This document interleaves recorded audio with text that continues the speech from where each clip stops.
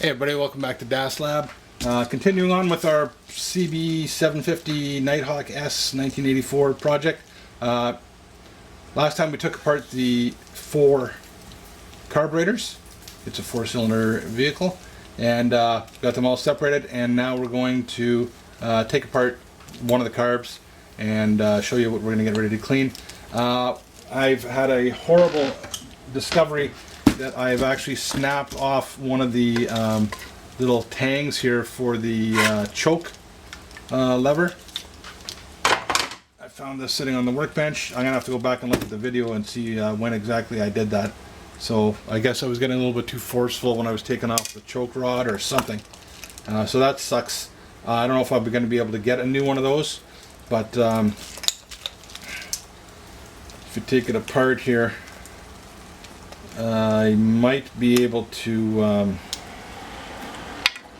I don't think I can make a new one of these. I mean, I could, except for there's rubber in there, or, you know, Bunan or whatever it is, Vital. I don't know what's going on in there. I mean, I could make that part in the lathe, but I think what I'm going to end up doing is drilling out and putting in a small cap screw, like an M2 or something like that, in there, and then rebuilding that in that fashion, Loctiting it in. That's about the only thing I can think of if I can't find another exact one of these replacements. Okay, so there's a few things to watch out for on taking these things apart that I discovered. So I cheated. I'd never lie to you, Internet. I did crack these screws loose here. So taking off the float bowl. Actually, we're going to go the other way first. And take off the diaphragm here, housing. And we're going to be looking to see that the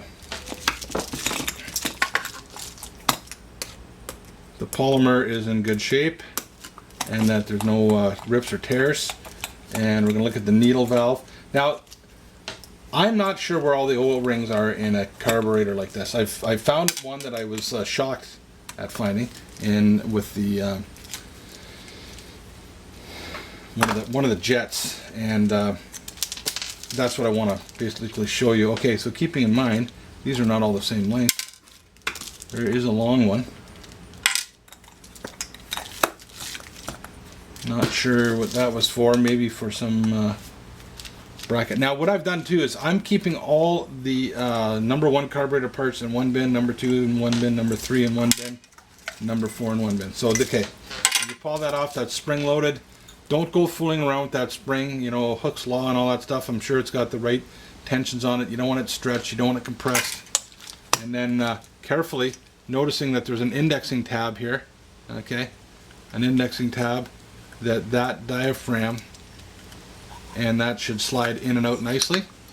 Okay, and you want to make sure, because there's a vacuum on there at certain times in the operation, you want to make sure that there's no rips or tears or anything on there. Now you can get in there and either use a Phillips or I think it's a 8mm socket, and put in there, and it's kind of a half turn. So you give it a half turn, and then that whole assembly will come out.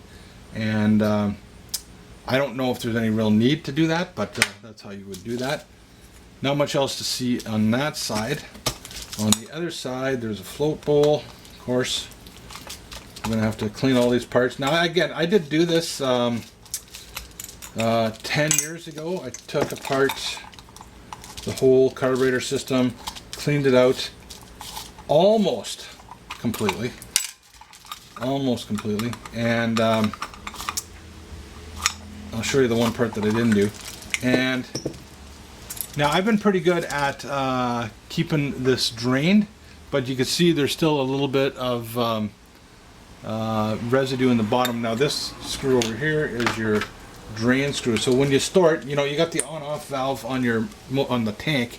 If you turn it off at the end of the year, you really want to keep your carburetors drained or treated, or gas flowing through there. So there's one place where there's an O-ring, okay, and that looks kind of mangled up, so we're going to have to make sure we put an O-ring on there again, and a fresh one, when we take that and Put that there for safekeeping. Okay, the float is held in with a pin. That pin, I don't think is tapered, so it could come out from either direction. Let's just verify that. Yeah, either direction. Okay, and it's held in by these shoulders here on this. And when you pull that float gently out, you'll see that the needle valve rests in that little channel there. And you're going to want to make sure that that's in good shape. And the seating material is actually on the end of the needle valve there. Okay, so that's going to be what's going to prevent your allow you to shut the fuel off when the bowl is full. Okay, we've got jet here that should come out.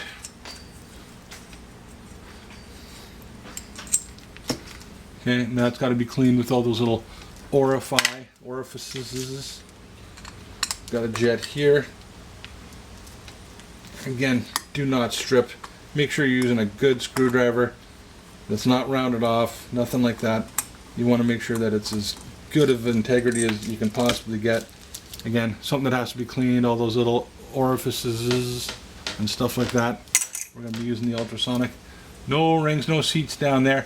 Now here's the one place that gets a little bit overlooked. The pilot screw. Okay, which feeds out into a little hole down inside of there. Now, it says there's supposed to be caps on these. I don't see any caps. I never took them off last time. I don't know what's going on. What you want to do is you want to know they're factory set. This can really change things a lot. So what you want to do is you want to make sure, know how far is it out when you begin. Okay, so I'm going to go a half turn. 1, 2, 3, 4.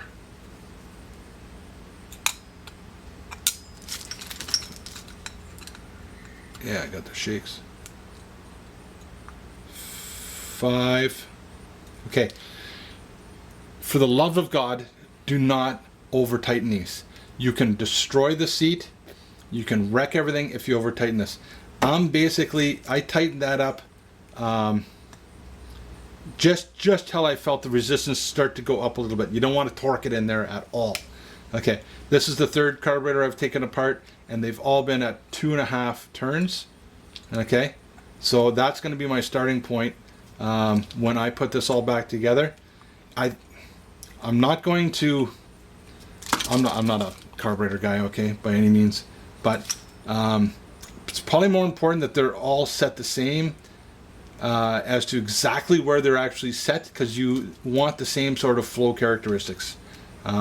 There is a procedure for tweaking them, and that's probably going to be something we're going to do next spring.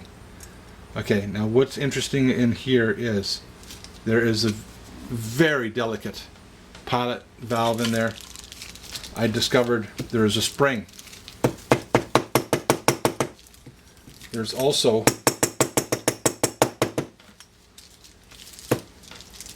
a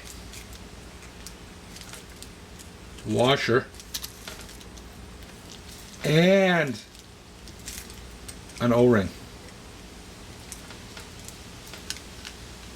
So believe me, it's in there somewhere. You might have to take a little bit of compressed air or some fluid and spray through, but that is in there. And if you want to either make sure that it's out before you clean these, or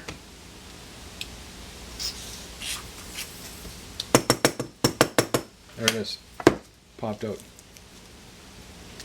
So I'm not exactly sure what it is. It doesn't feel like an O-ring, but it's a secondary. It is an O-ring. It's a tiny little O-ring. Okay, so that's hopefully what I started to feel resistance against as it's seated. And as far as I can tell, making sure there's no other gasket material around here or anything like that, that is ready for the ultrasonic cleaner. Okay, so there is the disassembly of a typical Honda Keihin Japanese Klein type of carburetor. That's all I got for you this time. Next time we'll be doing some cleaning, ultrasonic cleaning, and reassembly. Take care, have fun, don't get any on you. See you next time.